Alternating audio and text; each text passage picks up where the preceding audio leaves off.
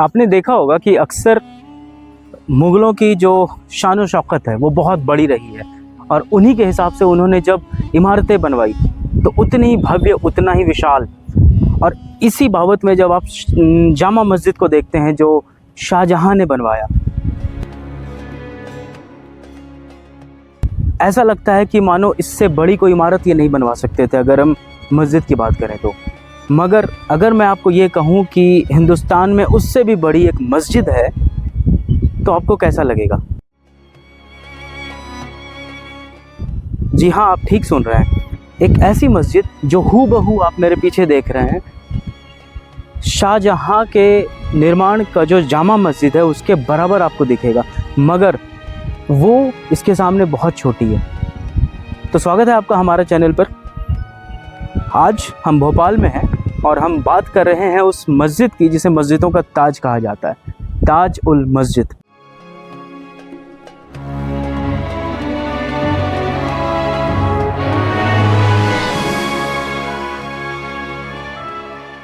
मेरे पीछे जो आप देख रहे हैं 3 मीनारें, 2 मीनारें और 3 बड़े गुंबद, ये उस मस्जिद की निशानी है जिसको 19वीं शताब्दी में शाहजहां बेगम ने बनाया।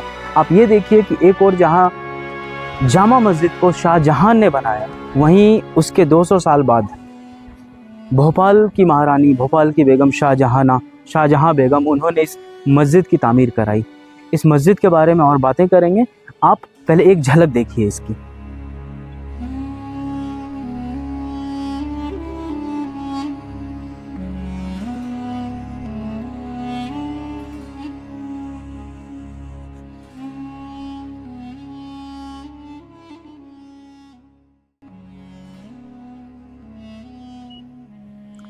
इस मस्जिद के बारे में एक बहुत अनोखी बात बताता हूँ।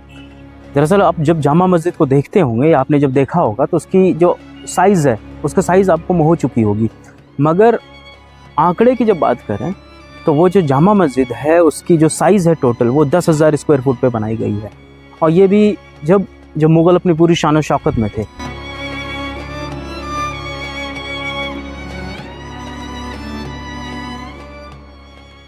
मगर आप सोचिए कि वो 10,000 स्क्वायर फीट की बनाई गई एक इमारत है और ये इस साइज़ को मैं आपको बताता हूँ, ये साइज़ 23,000 स्क्वायर फीट में बनाई गई है, दुगने से भी ज़्यादा।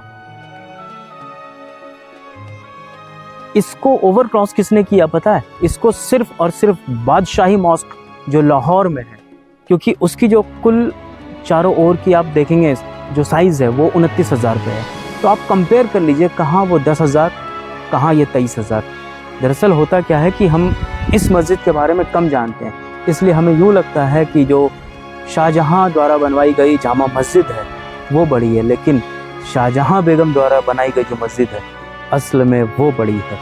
मस्जिद कोई बड़ी छोटी नहीं, बस हम आकार की बात कर रहे हैं।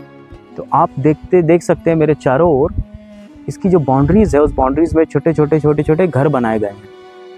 दिल्ली की जो जामा मस्जिद है उसमें भी इसी तरीके के स्ट्रक्चर्स हैं, लेकिन उस पर आपको एक एक कर जालियाँ बनी गई और लैटिस वर्क्स किए गए हैं। उसकी आपको यहाँ एक छवि देखने नहीं मिलेगी, लेकिन ये अपने आप में डिफरेंट कह सकते हैं कि ये अलग है उससे। हम और भी बातें करेंगे आगे चलकर।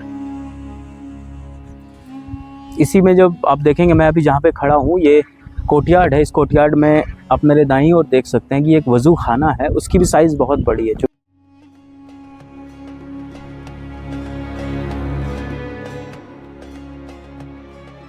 पीछे देख सकते हैं 4 अलग अलग तरह के स्ट्रक्चर्स में वज़ू खाना बनाए गए हैं। और एक कमाल की चीज़ आपको बताता हूँ, बहुत कम ही ऐसे मस्जिदों में ये चीज़ें देखने मिलती है कि आप प्रेयर हॉल को देखें। जब लोग नमाज़ पढ़ने आते हैं तो आपको क्या लगता है इसमें कितने नमाजी आ सकते हैं, एक साथ खड़े हो सकते हैं? जब मैंने ये फिगर इनसे जाननी चाहिए तो इन्होंने बताया कि तकरीबन यहाँ पर कुल मिलाकर अगर किसी भी रोज़ बात करें, अगर ईद की नमाज़ की बात करें तो 1,75,000 नमाजी एक साथ यहाँ खड़े होकर प्रेयर कर सकते हैं।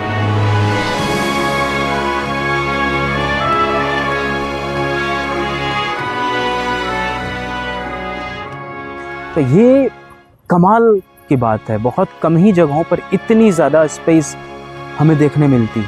और इसके बाद आप जब देखेंगे आप देखिए मेरे पीछे वो 3 बड़े बड़े गुंबदनुमा स्ट्रक्चर्स जो तीनों वाइट संगमरमर से बने हुए हैं।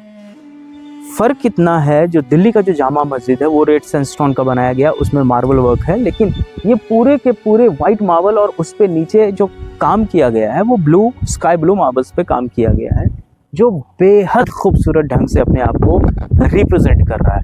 और उसी में नीचे मस्जिद है उसकी, हम मस्जिद की ओर भी जाएंगे और वहाँ के बारे में आपको दिखाते हैं। हाँ, एक चीज़ है कि इसकी जो मीनार है वो 210 फुट की है, मगर यहाँ आने के बाद मुझे लगा कि जामा मस्जिद की जो मीनारें हैं वो इससे ज़्यादा ऊंची है, क्योंकि वो टैपरिंग टावर्स की तरह दिखती हैं। और पीछे जामा मस्जिद के 2 अलग अलग और भी मीनारें लगी गई, जैसे मेरे आप पीछे आप जब देखेंगे दोनों साइड यहाँ मीनारें नहीं लगी हैं, 2 छतरियाँ नुमा स्ट्रक्चर्स हैं, छतरियों की तरह वो स्ट्रक्चर्स लगाए गए हैं।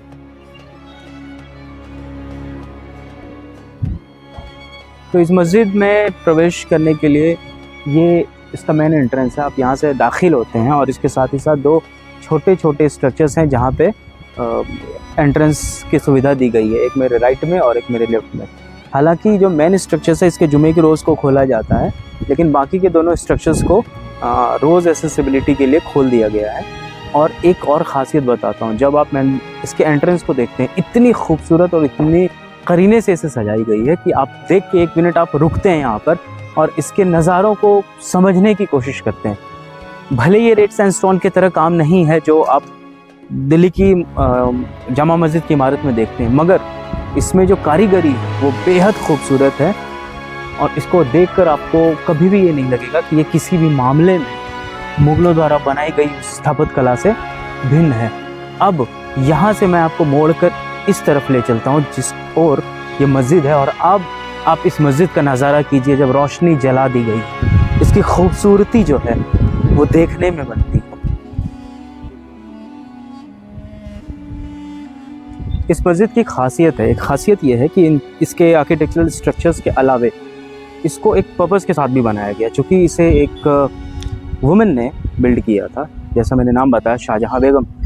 तो ये ज़रूरी है कि वो अपने लोगों का भी ख्याल रखें, अपने मतलब जो वुमेन्स हैं, तो उनके लिए इस मस्जिद में एक जनाना बनाया। जनाना यानी कि वहाँ जहाँ औरतें जा सकती हैं प्रेयर करने के लिए। ये एक बहुत रेयर चीज़ है, क्योंकि उस ज़माने में जब ये मस्जिद समझें आप 1870-75 के दरमियान बननी शुरू हुई थी, वहाँ उस ज़माने में ये एक कह सकते हैं उसमें दस्तूर था कि जो महिलाएं होती थी वो अमूमन घर से अपने नमाज अदा किया करती थी या घर से प्रेयर करती थी, मगर उनके लिए यहाँ एक जनाना बनाना ये कितनी आगे की सोच रही होगी उनकी। आप ये सोचिए, ये कहीं भी शायद देखने को नहीं मिलता है कि 16वीं 17वीं और 18वीं सेंचुरी में ऐसा कभी किया गया हो, मगर एक जो सोच है वो प्रोग्रेसिव सोच है वो यहाँ पे इस मस्जिद में, इस मस्जिद के निर्माण कराने वाले में दिखाई देती है।